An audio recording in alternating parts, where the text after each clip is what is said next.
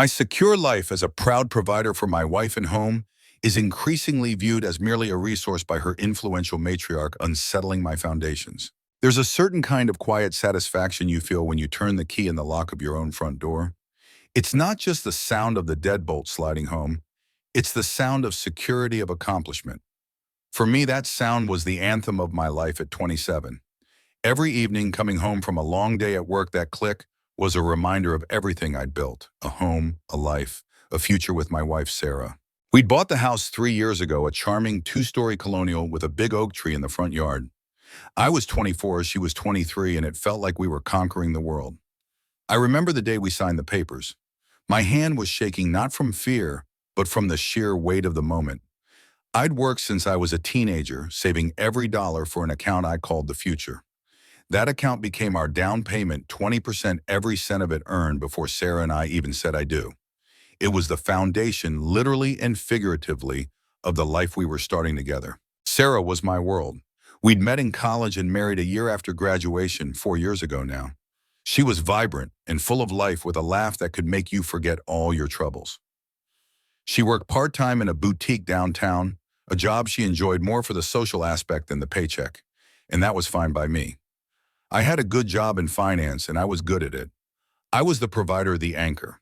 It was a role I took seriously, a responsibility I was proud to carry. We operated like most modern couples, with a joint account for paychecks and bills, the mortgage, utilities, car payments, groceries, everything. But any audit would have shown a stark imbalance. Over 85% of the funds that kept our lives running came from my salary. It wasn't something we ever fought about. It was just the reality of our situation. I was the high earner, and I was more than willing to build a comfortable life for us. That's what a husband does, right? You build a sanctuary for your family. But my family wasn't just Sarah.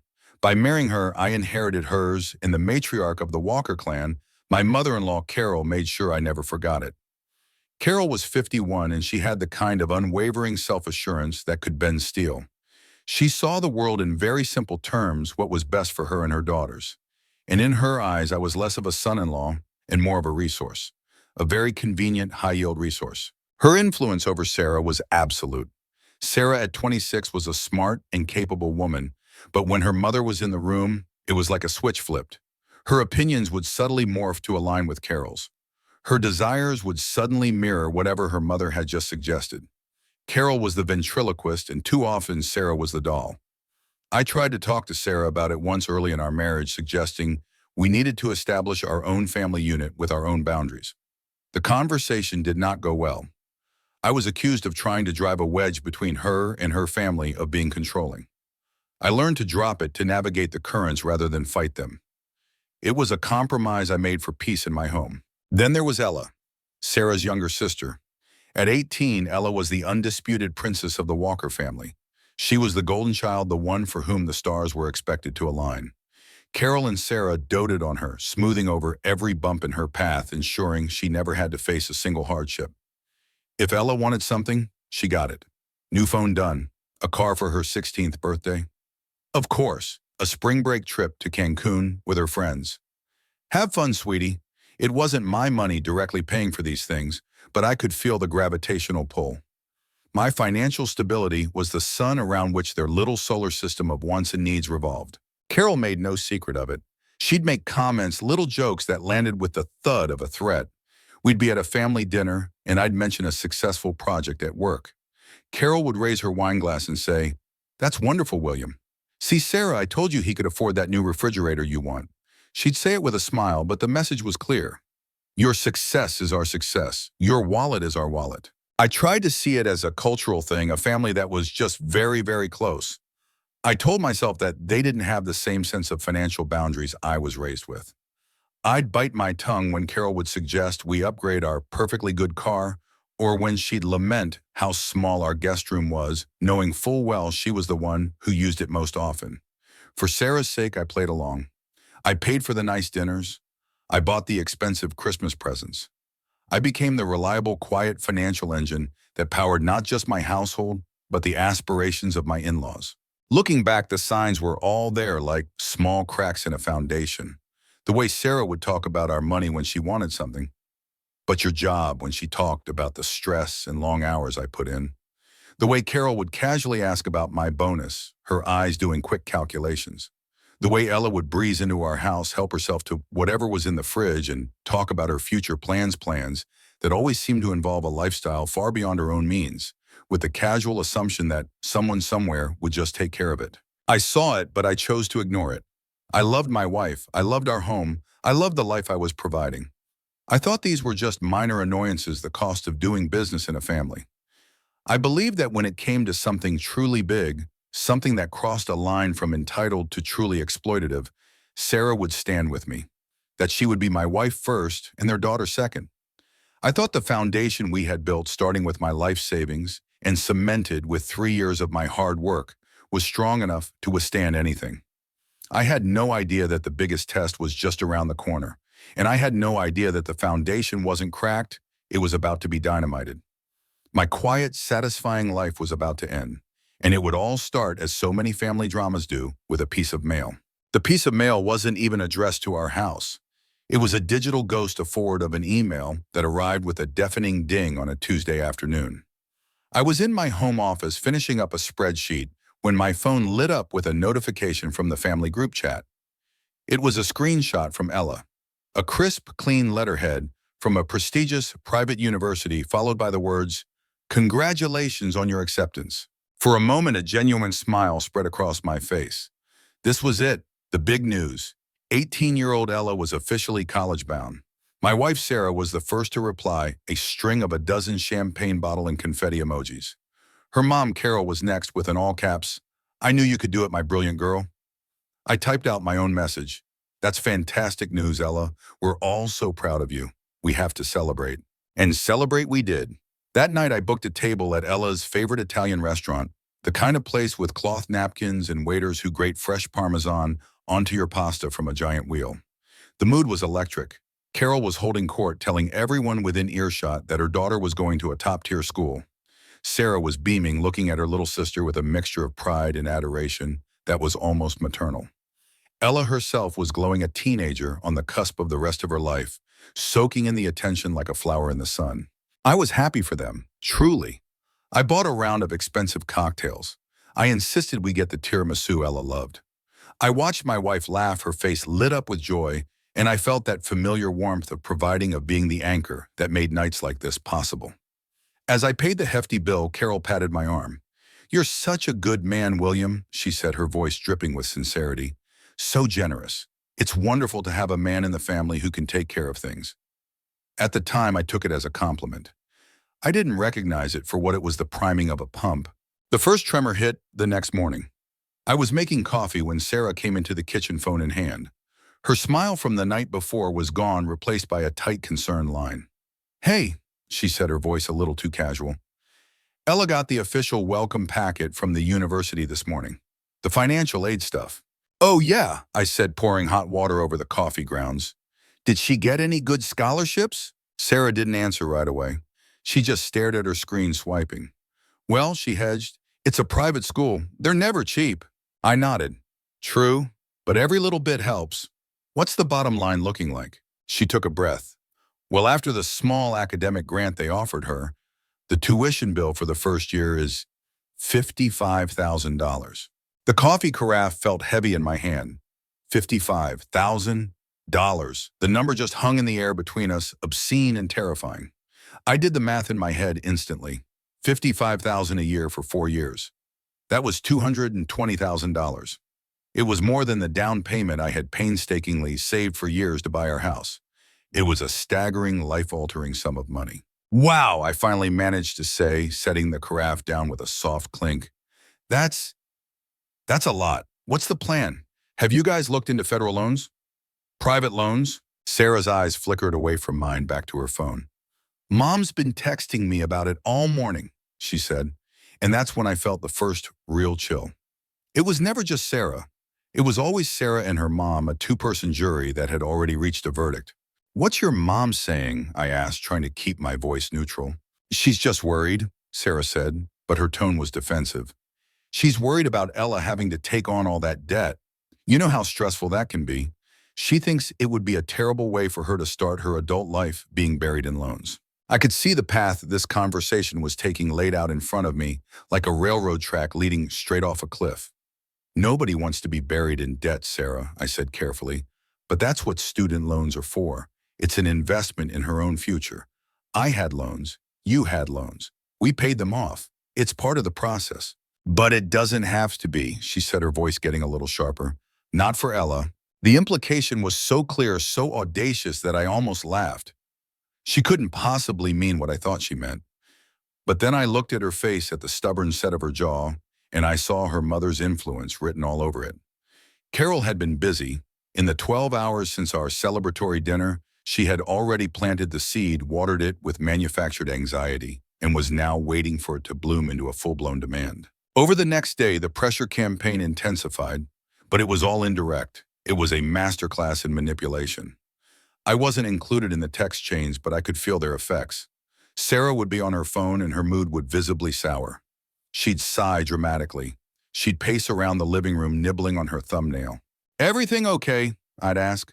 "It's just Mom," she'd reply, her voice tight with frustration.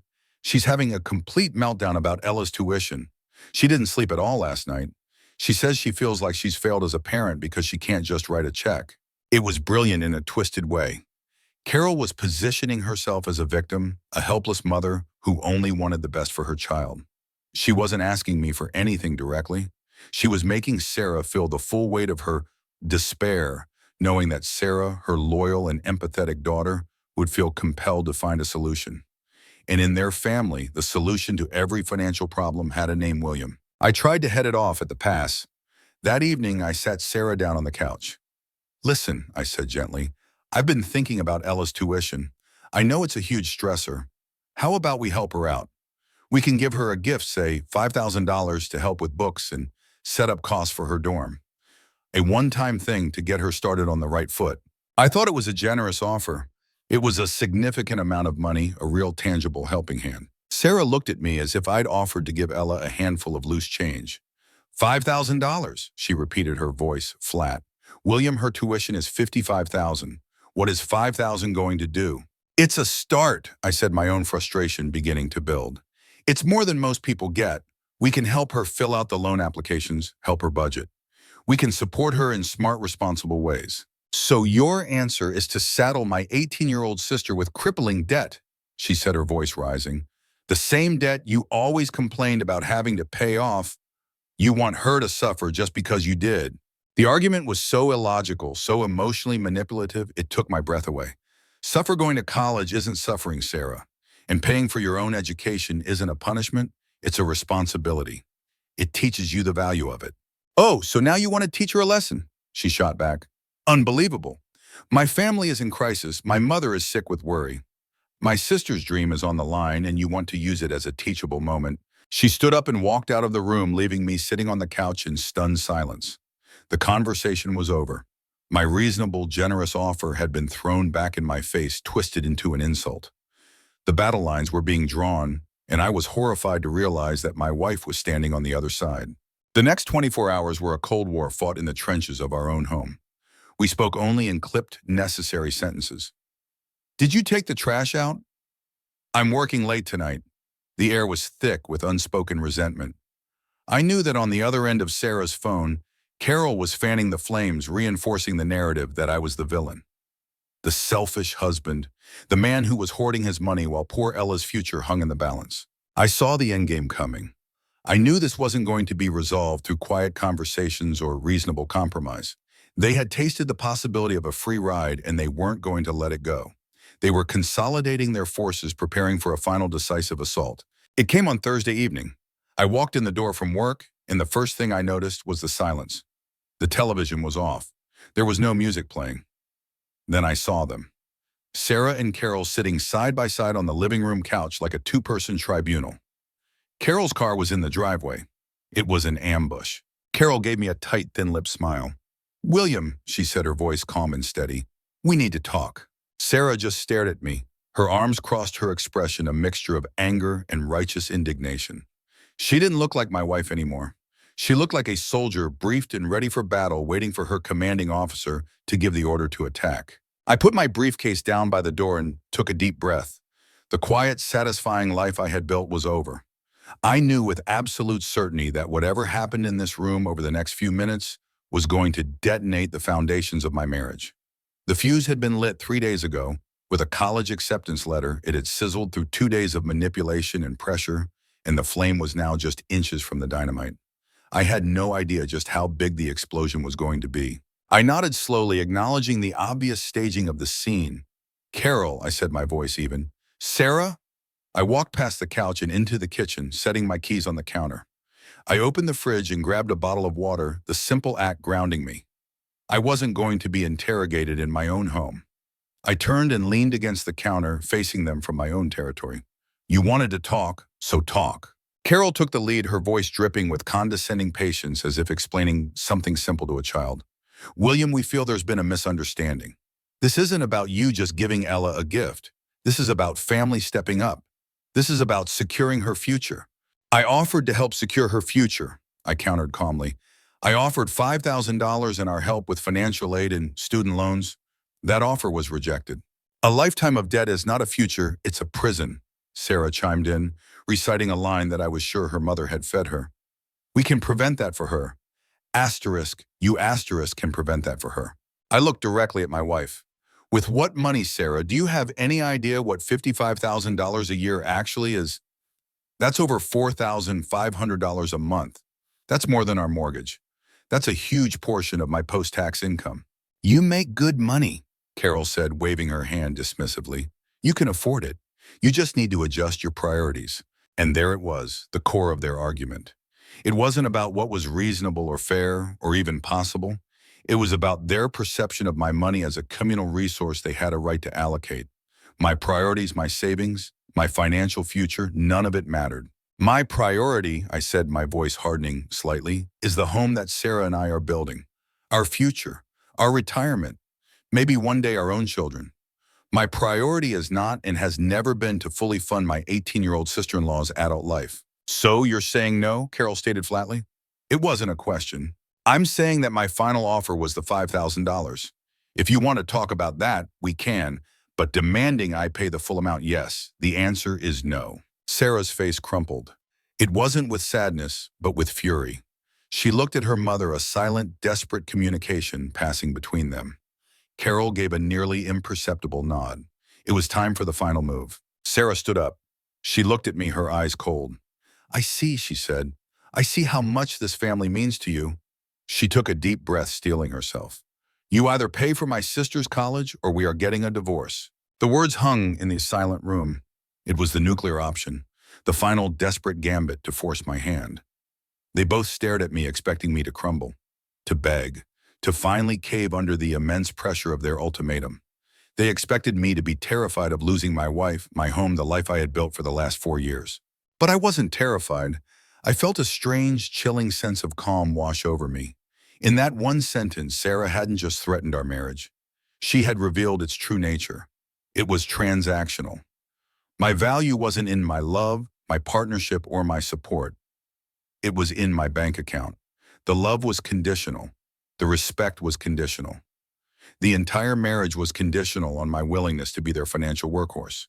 And this demand, this absurd, financially ruinous demand, was simply the price of admission. I looked at Sarah, my wife of 4 years, and I didn't see the woman I loved.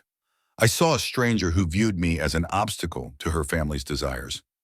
I looked at Carol and I saw the puppeteer pulling the strings, and I knew with a certainty that settled deep in my bones that even if I agreed, this would never be the end. There would always be a new car for Ella, a down payment for her first apartment, a wedding to fund. It would never stop. I pushed myself off the counter. I looked from my mother-in-law's smug face to my wife's defiant one. I let the silence stretch for a few more seconds, letting the weight of her ultimatum settle. Then I gave my answer. "Go ahead." The shock on their faces was absolute. It was as if I had spoken in a foreign language.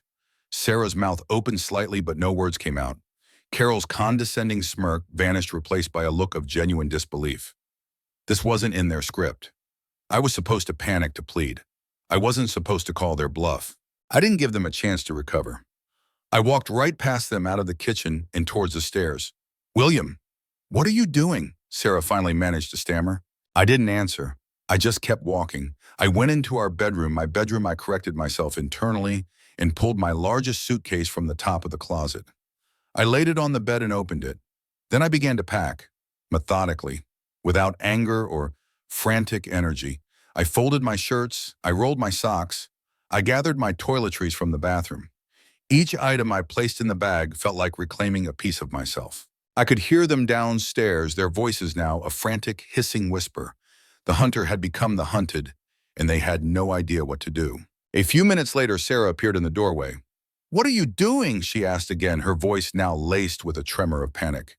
"Stop this! This is insane!" "You told me the terms," I said, not looking at her as I zipped up the full suitcase. "Pay up or get a divorce.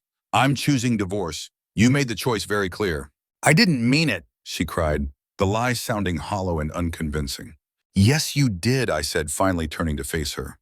"You meant it with every fiber of your being.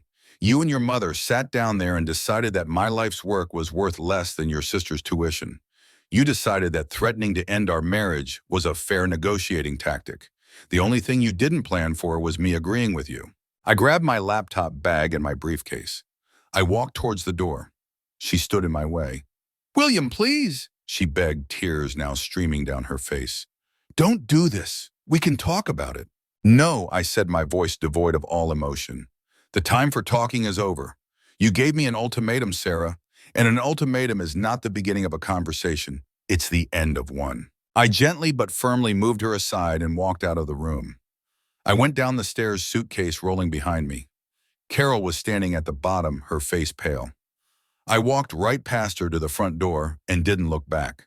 As I pulled the door open, I heard Sarah scream my name from the top of the stairs. I closed the door behind me, and the sound was cut off. I stood on my porch for a moment, breathing in the cool night air. The life I had known was gone. The house I had poured my heart and soul into was behind me. But I didn't feel sad. I felt free.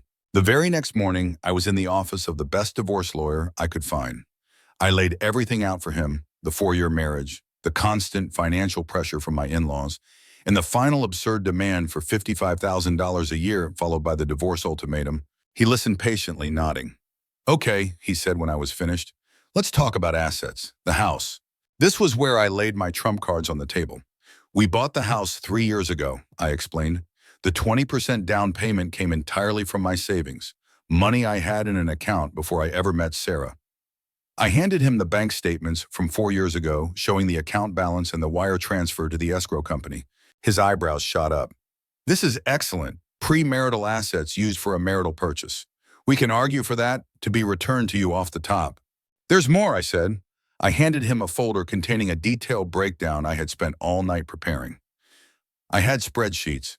"This shows every mortgage payment, every property tax payment, every utility bill, and every major repair for the last 3 years. And this," I said, pointing to the final column, "shows the origin of the funds.